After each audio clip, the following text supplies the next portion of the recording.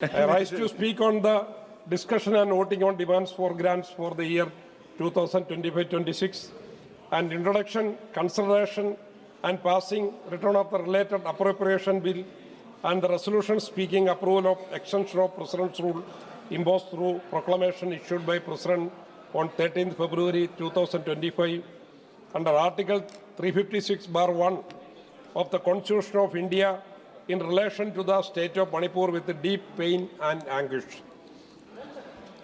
Madam, my heart is very heavy and I speak not only as a member of Parliament but as a human being watching the continued suffering of our brothers and sisters in Manipur. What was happened there and what is still happening is not just a law and order problem, it is a complete collapse of governance. And that collapse lies squarely on the inefficiency of the BJP-led government, both at the center and in the state. Manipur, literally meaning jeweled land, has been reduced to ashes. The state, once known for its green hills and harmony, now bleeds red. The sounds of nature have been replaced with the cries of mothers who watch their children killed, with the screams of women stripped of their dignity, and with the silence of a Prime Minister who chose not to speak when the people needed him most.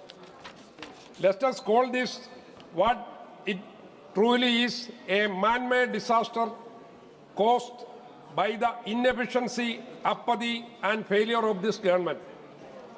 Madam, the violence in Manipur began 2023. Instead of facing swiftly to de-escalate, the government allowed the situation to spiral into uncontrolled violence, bloodshed and chaos. Madam, where was the central government when the state was burning? Where was the Union Home Ministry, which is constitutionally responsible for maintaining law and order in such situations? What we saw was not just a slow response, it was no response. In fact, the inaction of the government enabled the violence. It gave room for mobs to attack, for homes to be burned, and for over 60,000 people to be displaced. Over 200 lives lost and nearly 500 churches demolished, and yet this government waited months to even speak a word. The silence is not accidental, it is deliberate. It is a reflection of the BJP's lack of political will and absence of administrative efficiency, especially when it comes to northeastern part of India. Madam, this is the same government that never fails to chant Bharat Mata Ki Jai in this parliament. But what about the Bharat Mata's daughters in Manipur, who were stripped, paraded and assaulted by mobs? A former soldier whose wife was among the victims said with deep pain, "I served the country, but I couldn't protect my wife."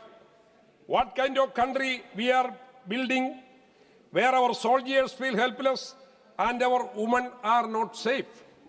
The Prime Minister, who often speaks for hours on less important matters, took months to say just a few words after shocking video from Manipur came out.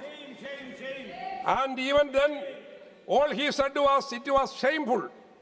When the union government controls the paramilitary forces, controls the intelligence machinery, and has the power to intervene in serious internal conflict, why did they do nothing?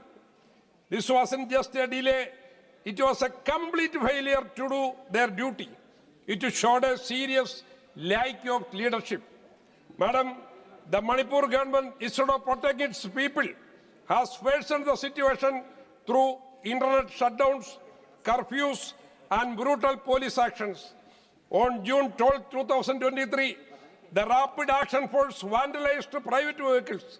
This act was caught on CCTV. Later, 3 RAF personnel were caught trying to burn down a store. Is this the government's definition of peacemaking? People have been cut off from the world with internet shutdowns lasting over 2 months. In a democracy, this is unacceptable. It hides what is really going on, stops victims from speaking out, and clearly shows that the government cares more about controlling the story than actually solving the problem. Let me remind the House, even the United Nations raised the alarm in September 2023.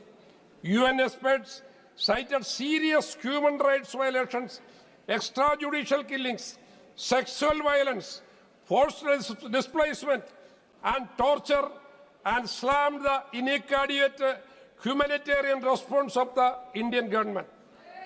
Even when the international community sees and reacts, why does the Indian government turn away?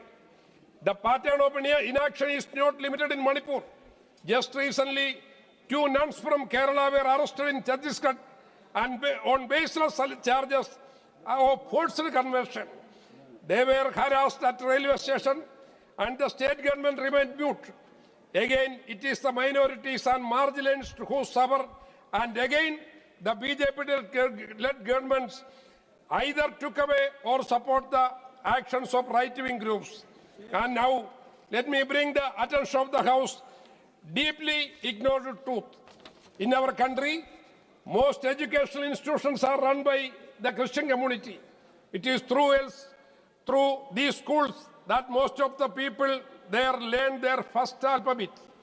The Christian community has always upheld values of love, service, and brotherhood. And yet today, they are being haunted, humiliated, and accused, while the current government offers protection to their attackers. Let me ask those sitting on the House, can any one of you honestly say that the schools you studied in forced you to convert your faith? In Kerala, our education success is rooted in a simple concept, Palliyodopam Pallikudam. That is a school beside every church. This is how every village has given access to education beyond race, caste, and belief. It was vision, not violence, that uplifted our state. When the government turns a blind eye on this truth, it cannot hide behind slogans. It becomes an act of betrayal of the constitution, of justice, of humanity. And that betrayal is what the people of Manipur and many others across this country are enduring right now. Thank you.